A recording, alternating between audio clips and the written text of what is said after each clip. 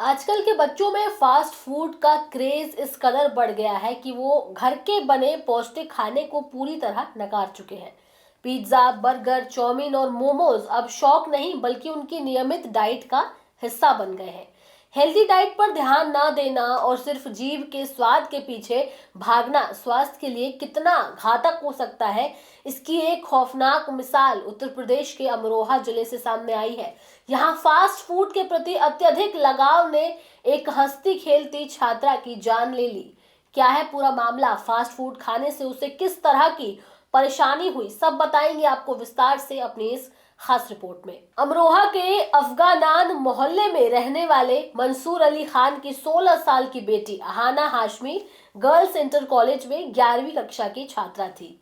अहाना को बचपन से ही घर का सादा खाना पसंद नहीं था। वो अक्सर चाउमीन, पिज्जा, बर्गर और पैकेट में बंद जंक फूड की शौकीन थी। परिवार को अंदाजा भी नहीं था कि उसका ये शौक धीरे धीरे उसके शरीर को अंदर से खोखला कर रहा है।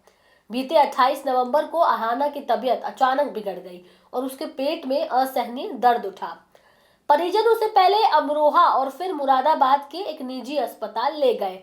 वहां जांच में चौंकाने वाला खुलासा हुआ। ज्यादा फास्ट फूड खाने की वजह से अहाना की आंतें खराब हो चुकी थी और पेट में संक्रमण की वजह से लगभग 7 लीटर पानी भर गया था।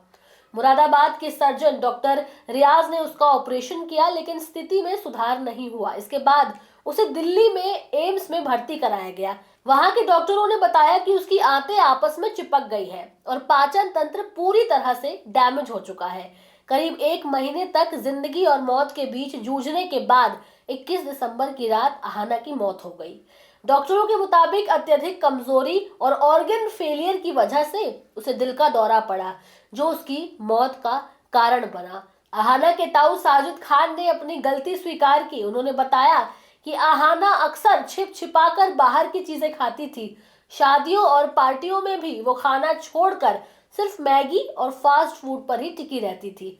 परिवार ने उसकी इन आदतों को गंभीरता से नहीं लिया, जिसका खामियाजा आज उन्हें अपनी बेटी खोकर भुगतना पड़ रहा है। अमरोहा के सीएमओ डॉक्टर एसपी सिंह और मेडिकल रिसर्च रिपोर्ट के अनुसार फास्ट फूड हमारे शरीर पर अलग अलग खतरनाक प्रभाव डाल सकता है। फास्ट फूड में फाइबर शून्य होता है और मैदा की मात्रा अधिक होती है।